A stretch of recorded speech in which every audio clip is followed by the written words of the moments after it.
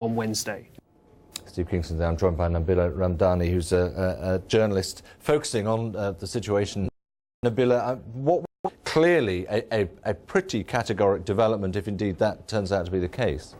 Absolutely. The role of the army will prove to be key here, but it has always been ambivalent so far.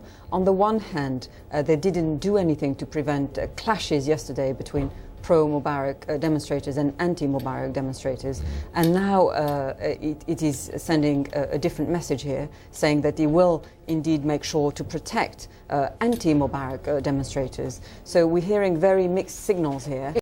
A clear tactic of divide and rule. Still orchestrated by the president?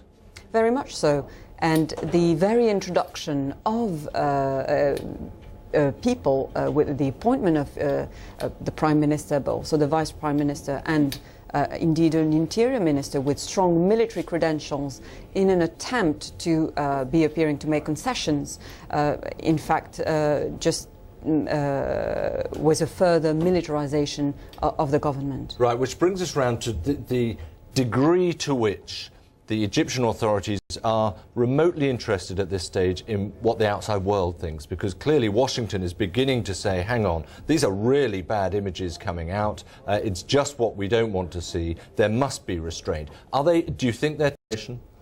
I think the statements coming out of Washington there's a discrepancy between what's been said in public and what's been discussed in private. The discourse coming out of Washington has evolved over time, putting more and more pressure on President Mubarak.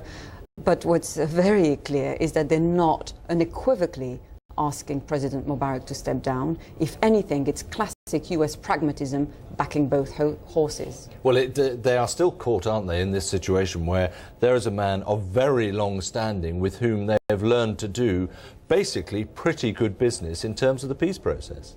And ironically, the Americans are nervous to see a dictator go, because he proved over time to be a crucial ally in the region, not only to maintain a military relationship in the so-called war on terror, but also protect Israel through this 30-year peace agreement and make sure that the Gaza border is safe as well, and not least of all, access to the crucial Suez Canal. Can I ask you, when we saw the nature of the violence of last night, were you surprised?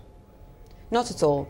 But I have seen far worse covering riots in Paris, for example, and I was actually quite taken aback by the two relatively violent nature of the riots. We haven't seen, something of, clear. Well, you think it could have been an awful lot worse than it turned out to be, is that what you're saying? Absolutely. In which case, just to bring in this element as to what role the military might play, today is, again, I mean, I guess we've said this for a few days running now, but it is key, isn't it?